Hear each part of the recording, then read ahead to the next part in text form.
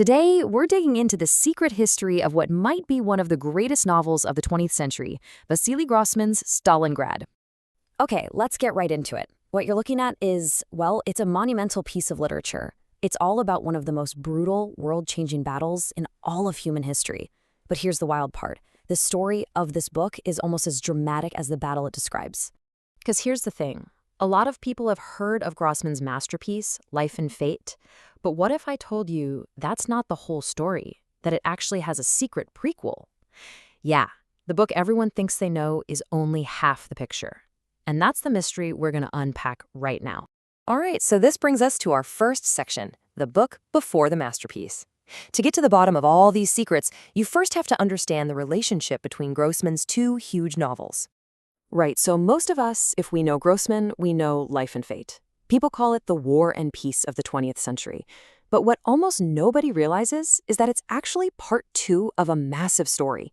The first part, it was published, but it was heavily censored and under a totally different title. Grossman, though, he always wanted to call it Stalingrad. And these two books, they're really talking to each other.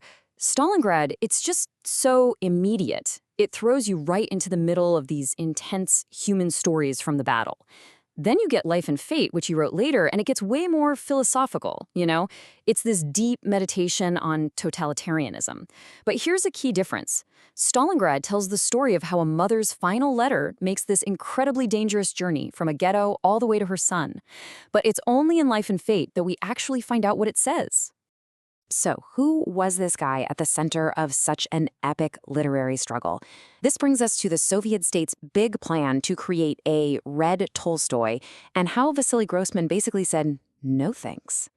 You gotta understand, Grossman wasn't just some writer sitting in an office. He was a witness. He was a war correspondent for the Red Army's newspaper, which means he was on the front lines for pretty much the entire war.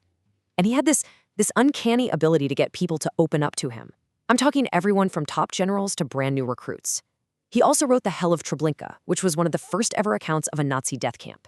It was so raw, so powerful, it was actually used as evidence at the Nuremberg trials. So yeah, the Soviet establishment saw this guy and thought, that's him, that's our Red Tolstoy. He's gonna write the great novel of the war. And that pressure, that expectation, it was very, very real. During one absolutely brutal battle, a Red Army commander actually turned to Grossman and said, well, I may be sweating now, but after the war, it will be the writer's turn to sweat as they try to describe all this. And Grossman, he took that to heart. He felt this deep, almost sacred duty to get the truth down on paper. But here's the problem. What truth meant to Grossman was something completely different from what it meant to the Soviet state. And that leads us to the central conflict of his entire life, the fight for one truth. This really is a philosophical battleground. See, the official party line, which was laid out by the famous writer Maxim Gorky, said there are two truths. First, there's the vile and dirty truth of the past, reality, which should be hidden away. And then there's the truth of the future, the heroic, ideological story the party wants to tell. But Grossman? No way. He believed in what he called the ruthless truth of war. He even has a character, a surgeon, who says it perfectly. There's only one truth. It might be bitter, but it's the only thing that can save you. And it's that belief that turned his novel into this incredible act of defiance. So let's start uncovering some of these secrets that were hidden in plain sight. Okay, so this is the crucial part. Grossman used his novel as a kind of secret memorial. Think about it. The Stalinist state was busy erasing people, literally air-rushing them out of photos, wiping them from the history books, turning them into non-persons. And what was Grossman doing? In his officially approved novel, he was secretly writing them back into existence. Take this, for example. There was a real guy, Nikolai Vavilov, a world-famous biologist whose dream was to end world hunger. But he fell out of favor, was arrested during Stalin's purges, and he actually died of starvation in prison. So what does Grossman do? He creates one of the novel's most beloved characters, a wise old peasant soldier named Pyotr Vavilov, and gives him the exact same worldview, this idea of the whole world being one single field to be sown for everyone. It's a tribute, hidden right there in plain sight. But it gets even more daring than that. The main protagonist of this whole epic story is a nuclear physicist named Victor Strum. Well, it's only been discovered pretty recently that he's based on a real person, Lev Strum, a brilliant physicist who was executed back in 1936 and completely erased from history. Grossman brought him back. He resurrected him and made him the hero of his masterpiece. Just let that sink in for a second. This wasn't just some random name Grossman picked out of a hat. He personally knew Lev Shrum. He was probably a friend, even a mentor. And he deliberately named the hero of his epic, the character who carries all of his own thoughts and struggles, after a man the state had officially branded and executed as an enemy of the people. The personal risk he was taking, it was just enormous. And this dedication to the people who were erased all builds to the very core of the novel, this powerful, empty space that's defined not by what's in it, but by what's missing. This is what we're calling the unspoken center. So, at the emotional heart of Stalingrad, there's this letter. It's written by Victor Strum's mother from a Jewish ghetto, right before she's killed in the Holocaust. And Grossman spends pages and pages detailing its incredible journey across the war-torn country. I mean, it gets passed from hand to hand 7 different times. At one point, it's even wrapped in pink paper meant for Christmas decorations because someone thinks it's just a dirty old envelope. When it finally gets to Victor, he's so terrified of what's inside that he waits an entire day before he can bring himself to open it. And after all that buildup, right, after making us feel the immense weight of this one single piece of paper, Grossman doesn't let us read it. Not in this first book, anyway. The contents of the letter? A complete mystery. It's what the translators call an explicit audible silence, a void so powerful it practically screams from the page. So, why the silence? Well, because Grossman had co-edited this huge collection of first-hand accounts of the Holocaust on Soviet soil called the Black Book, but the state banned it.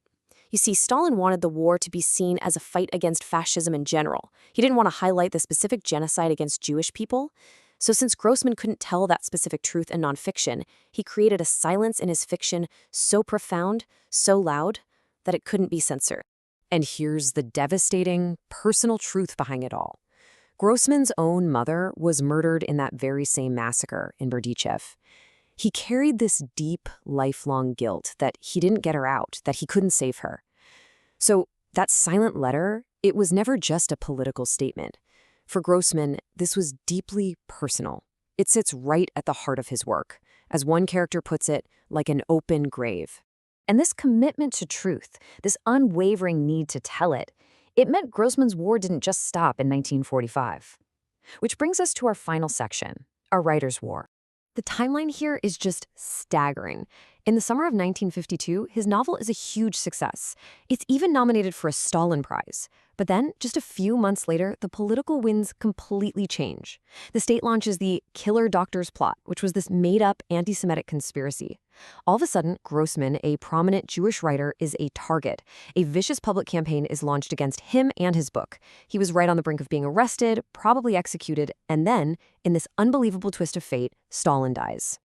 So he survived, and he went on to write the sequel, Life and Fate, the book where we finally get to read the mother's letter.